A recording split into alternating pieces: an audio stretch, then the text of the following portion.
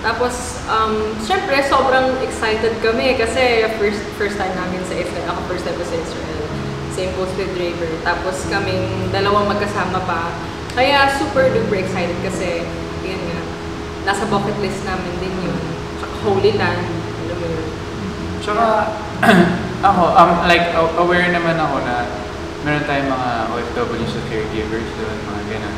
Pero hindi ko in-expect na like may magpo-produce ng show kami sa amin nila Bubay, di ba? Kasi nga, so inisip ko na isa kami sa mga tools din para ma-experience ng mga OFWs natin ulit yung feeling sa Pilipinas, especially sa kanila mga 20 years na 20 plus years na nandito. So, yun, tama si Jules, sobrang excited. Saya, sobrang warm ng pagtanggap nila, pati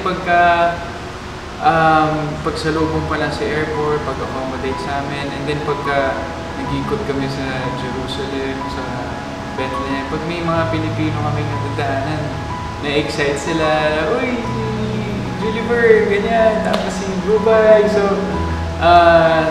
ganda yung reception and yung mga meet and greets na napuntahan namin. Talagang nakakataba ng puso yung love na binigay nila sa amin while we were there. So, very thankful kami sa mga kababayan natin. We went to Dead Sea, we went to the Sea of Galilee, Jordan River, punta kami ng Jerusalem, ng Bethlehem. Yung Nazareth hindi pa namin napuntahan.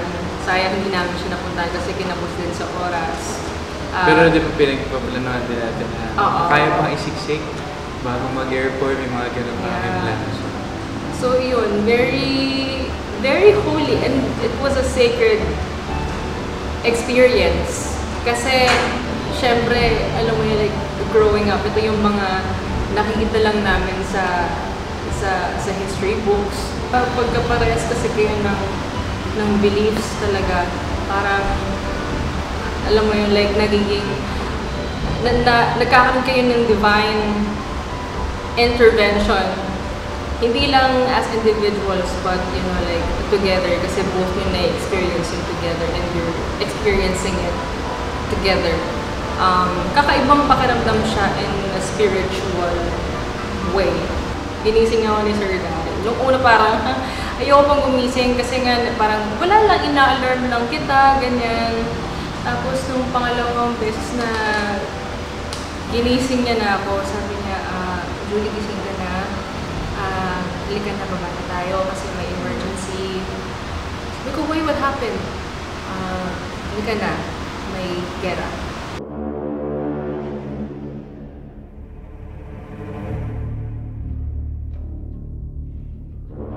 Nag-deploy ng mga rockets.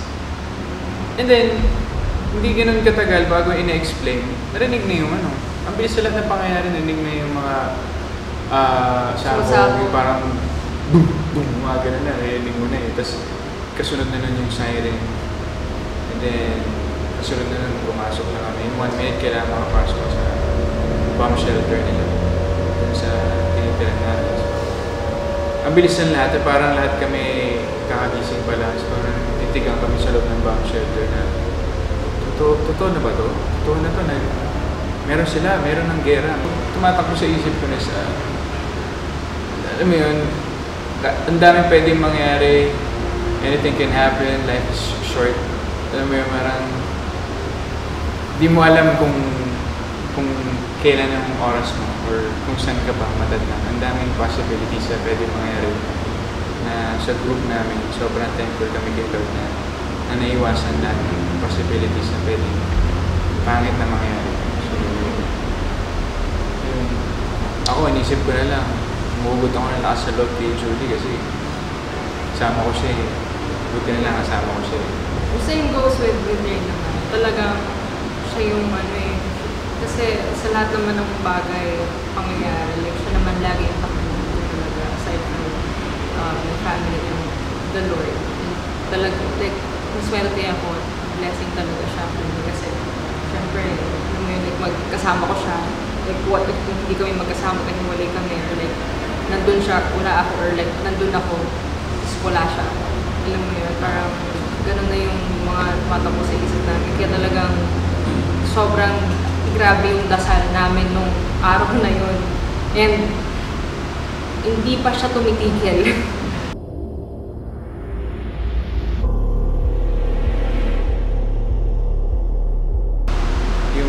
Which is napakabait na ni ambassador ng Israel. Binibida kasi niya talaga kung gaano kaganda ang Tel Aviv, yun yung mga talagang ginagawa ng Tel Aviv, yung mga, yung mga music festival nila, ganyan, to celebrate. So, binibida niya, and sabi nga, parang nabanggit ba na dapat mag-try din minsan? Kasi... Like, hindi naman like, hindi naman yung sobrang invitation na pumunta kayo doon. Pero nabanggit niya na, kung gusto yung ma-experience, maganda rin yung music fest niya, mahal ka na.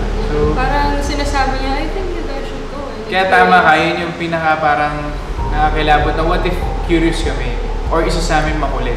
Like ako pa naman, pag may gusto ako, di ako talaga papapigil eh. Like parang, Boss Ming, kailangan natin yung doy solid dito eh.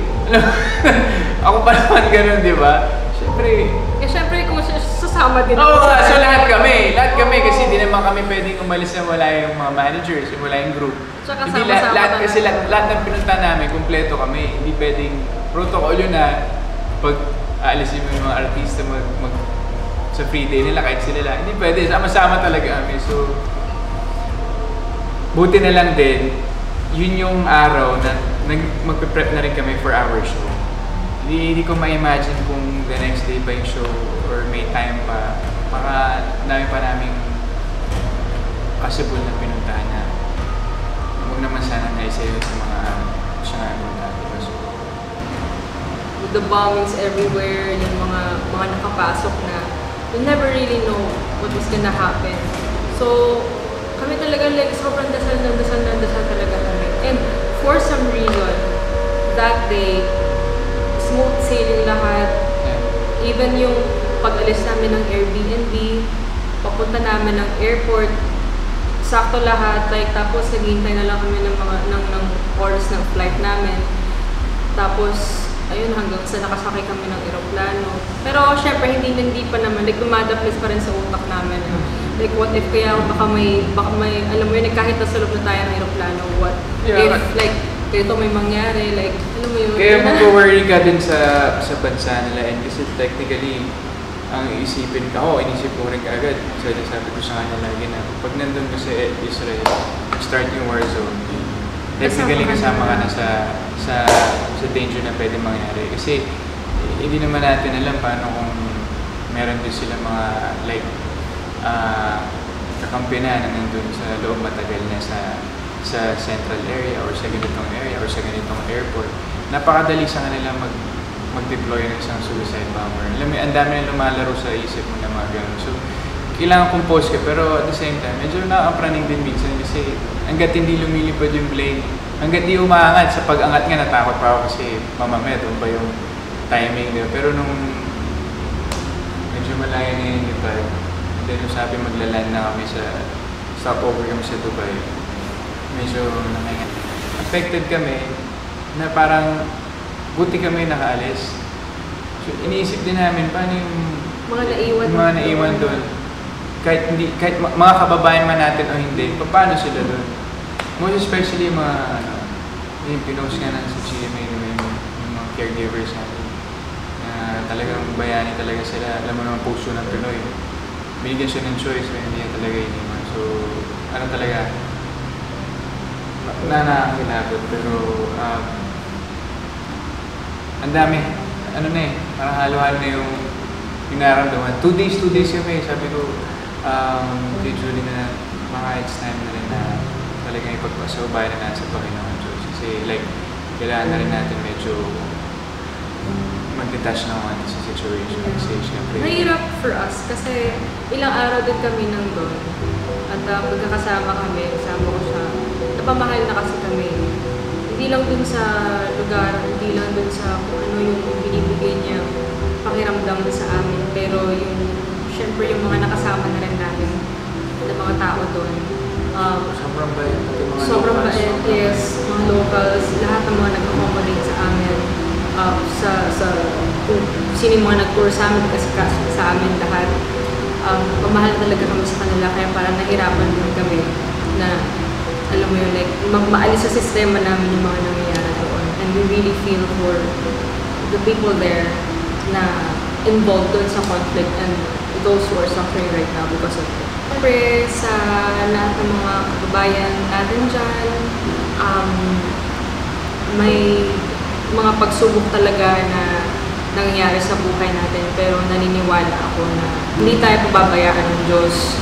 Basta tumapit lang tayo at magpakatatag tayo kasi matatapos din lahat ng nangyayari. Yeah, at sa lahat na nangyayari ngayon, ang Panginoon lang talaga nakakaalam kung bakit nangyayari. Mahirap man ang sitwasyon, pero only He knows. So siguro talagang kapit lang tayo sa prayers, and kagaya sabi ni Julie na maging okay din yung lahat, and hopeful din kami na makita namin sila ulit soon. At yung mga kababayan natin dyan at mga nakatira dyan sa bansa niyan, pakatatag lang kayo. We love you guys, and iisip namin kayo palagi. Pinagdadasal namin. Kasi kayong lahat at ang buong Israel, sana matapos yung gulo dyan. Salamat po.